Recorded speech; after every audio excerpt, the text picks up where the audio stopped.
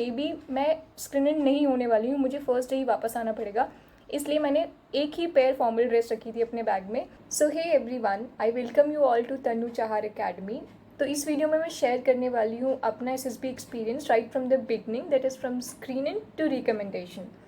So if you are also preparing for SSB then this video is for you, क्योंकि मैंने इसमें कुछ super valuable tricks and tips add किए हैं जो बेस्ड हैं मेरे पर्सनल एक्सपीरियंस पे, एंड ट्रस्ट मी, आप उनको मिस नहीं करना चाहोगे। तो first of all I am going to share my background quickly. तो मैंने क्लियर किया सीरीज 2024, उसके बाद मुझे कॉल अप लेटर रिसीव हुआ फरवरी एंड में। तो मेरी रिपोर्टिंग डेट जो थी वो 4th अप्रैल थी and the centre was Bhopal. So जो भी कॉल अप लेटर में डॉक्यूमेंट्स थे मैंने सारे वो अरेंज किए and I made a separate folder and I pack the essentials which were written in the call up letter. After which मैं back pack करके I reached Bhopal on 3rd of April, that is 1 day prior to the reporting. तो भोपाल में जो reporting थी first day वो 327 female candidates की थी और इसमें से अराउंड 15-16 के ग्रुप्स बनाए गए स्क्रीनिंग के लिए। अब डॉक्यूमेंटेशन हो चुका है, नेक्स्ट हम लोग को ले जाया गया एक अलग कॉन्फ्रेंस हॉल में जहाँ पर हमारा OIR होना था और पिक्चर परसेप्शन होना था। तो OIR के लिए पर्सनली आई वॉज स्कैर्ड, क्योंकि मुझे लग रहा था कि मे बी टाइम लिमिट कम है या फिर मैं सारे क्वेश्चंस नहीं कर पाऊँगी, but honestly it was easiest OIR I have ever seen. And आपको प्रैक्टिस करनी पड़ेगी आपके एसएसबी से पहले to manage the time and to manage the questions as well. Next था पिक्चर परसेप्शन, जिसमें हमें एक पिक्चर दिखाई गई and that picture was around नुक्कड़ नाटक, द स्ट्रीट प्लेस। सो मैंने भी स्टोरी अपनी उसी के अराउंड बनाई थी, around the street play, and it was regarding awareness. तो नेक्स्ट हमारे पास स्क्रीनिंग में जो पिक्चर परसेप्शन है उसके बाद डिस्कशन होता है। तो डिस्कशन में और पिक्चर परसेप्शन में there was a gap of around 20 to 25 minutes. तो मैंने वो गैप को यूज़ किया, I utilised it to revise my story. मैंने जितना हो सके उसको रिवाइज किया ताकि मैं नरेशन के टाइम पे कहीं पर फंबल ना करूँ। तो नेक्स्ट स्टेज था डिस्कशन, एंड डिस्कशन के लिए मैं ऑनेस्टली थोड़ा नर्वस थी क्योंकि मेरी पब्लिक स्पीकिंग में इतना एक्सपीरियंस नहीं है and this was my first SSB. और नरेशन के टाइम पे वी हैव टू फेस 3 एसएसएस as well as the 15 students, तो वो मेरे लिए थोड़ा चैलेंजिंग था। But somehow when I reach the room मैंने देखा कि वहाँ पे 3 एसएसएस हैं and 15 chairs were arranged in a semi circle. तो हमारी ग्रुप की स्ट्रेंथ के according those chairs were arranged and one by one we started narrating our stories. And जैसे ही मेरा टर्न आया अराउंड 20 to 25 सेकेंड्स के लिए मैंने बोला and assessor said that stop and next. तो मुझे लगा मे बी मेरी स्टोरी में कुछ गलत था या फिर मे बी मेरी स्टोरी उनको अच्छी नहीं लगी। तो मेरी जो नर्वसनेस पहले थोड़ी कम थी वो अब बढ़कर बहुत ज़्यादा हो गई थी। तो नेक्स्ट हमारा ग्रुप डिस्कशन था। ग्रुप डिस्कशन में क्योंकि 15 स्टूडेंट्स एक साथ में बोल रहे हैं एंड रूम भी छोटा है तो आवाज़ भी इको करती है, तो वहाँ पर बहुत ज़्यादा chaos टाइप हो गया था। But still I manage to speak up few sentences, at least 2 sentences मैंने बीच में अपने दिए and they were the valid points. तो आपको पहले स्क्रीन में यही ध्यान रखना है कि your story is oriented to the picture and your discussion, during the discussion you are giving valid points. चाहे आप 2 या 3 पॉइंट्स दे रहे हैं but your points are valid.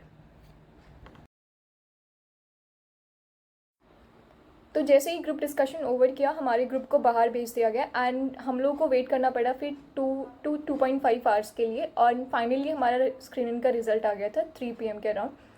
तो वहाँ पर 327 स्टूडेंट्स में से around 39 students got screened and मैं भी उनमें से एक थी। तो ये मेरे लिए तो बहुत ज़्यादा अनएक्सपेक्टेड था क्योंकि मैंने तो अपने इतना नेगेटिव सोच रखा था कि मे बी मैं स्क्रीन इन नहीं होने वाली हूँ, मुझे फर्स्ट डे ही वापस आना पड़ेगा, इसलिए मैंने एक ही पेयर फॉर्मल ड्रेस रखी थी अपने बैग में।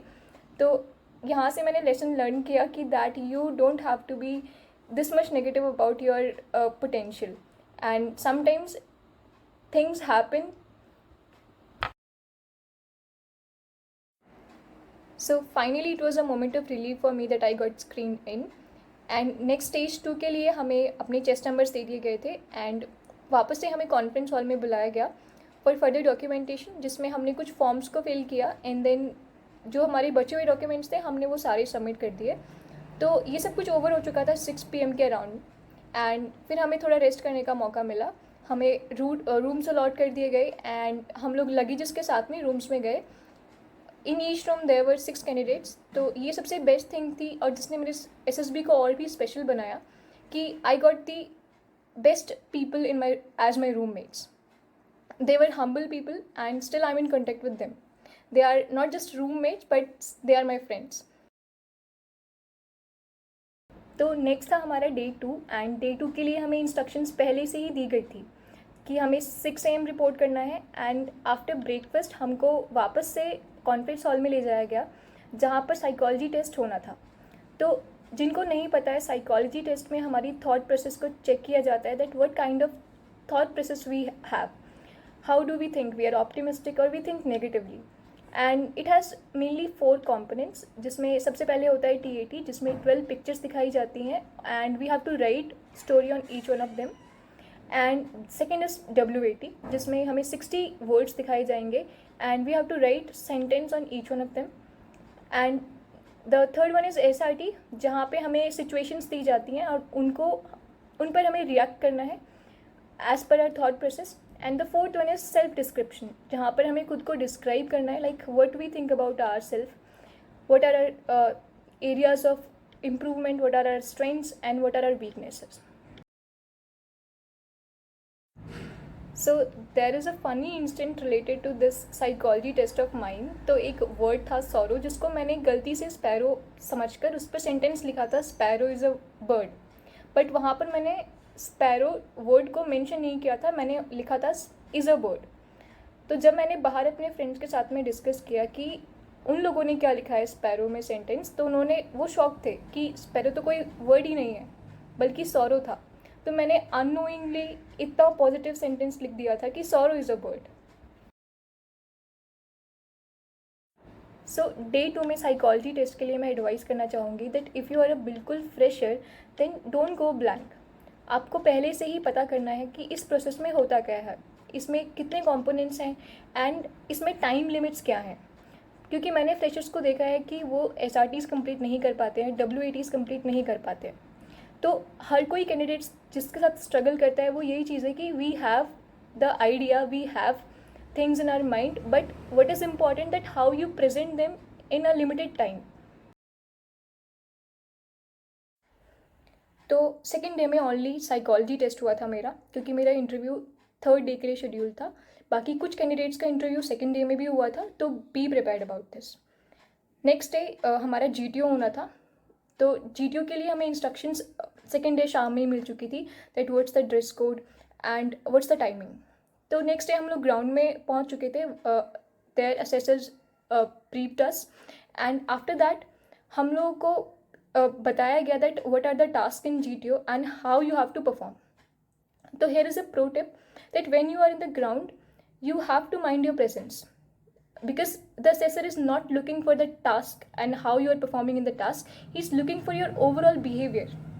तो अगर GTO आपको कुछ ब्रीफ कर रहा है, बी अटेंटिव, बिकॉज अगर आप उस टाइम अटेंटिव नहीं रहोगे तो आप इंस्ट्रक्शंस को मिस कर दोगे एंड चांसेस हैं कि आप रूल्स को भी ब्रेक करो आगे जाके। तो रूल्स ब्रेक जो करते हैं एक नेगेटिव इंप्रेशन वो लोग क्रिएट करते हैं असेसर के सामने। Okay, let's continue GTO। तो सबसे पहले हमारा टास्क था ग्रुप डिस्कशन, जिसके लिए हमें GTO ने पहले से ही इंस्ट्रक्शंस दे दी थी। एंड क्योंकि हम लोग 7 के ग्रुप में डिवाइडेड थे, 39 स्टूडेंट्स को 7 और 8 के ग्रुप में डिवाइड किया था and most of the students in my group were freshers and some were screen out, some were conference out and some were purely freshers. So हम लोगों को लीड दिया गया था and we have to put a points on that. So इसमें आपको एक tip है कि अगर you are consistent with the current affairs, क्योंकि अगर आप एग्जाम्स के लिए पढ़ रहे हैं तो you are also studying current affairs, but not those one liners current affairs, but the perspectives. You have to build your own perspective by listening to current affairs, like what are your own perspective about some topic. So be consistent with current affairs, and if you are consistent then you can speak on any topic, and this is my guarantee.